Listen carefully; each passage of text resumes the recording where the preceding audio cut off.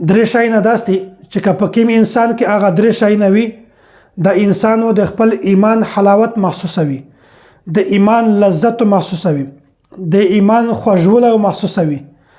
صحیح بخاری کې حضرت انس رضی الله تعالی عنہ د پیغمبر علیه الصلاۃ والسلام د حدیث بیانوي چې ثلاث من كن فيه وجد حلاوت الايمان، چې درې شی نه داس دي چې که په یو انسان کې وي هغه د ایمان حلاوت محسوسوي.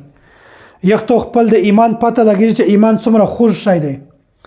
اول شی ته شی دی چې کیم انسان په هر شي نه زیات د الله او د الله د رسول سره محبت وکړو، دا انسان په خپل زړه کې د ایمان حلاوت محسوسوي.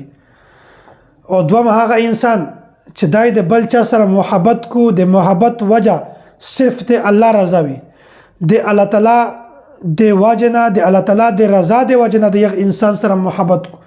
غلط مقصد، غلط نیت، غلط اراده نه وي، دا انسان په خپل زړه کې د ایمان حلاوت محسوسوي، د ایمان خوږوالی محسوسوي. درم هغه انسان دی چې هغه ته د ایمان نه کفر تراوي، هغه اړول دته باد ولګیږي، دمره باد ور ولګي لکه دا انسان چې د جهنم یور ته چوي.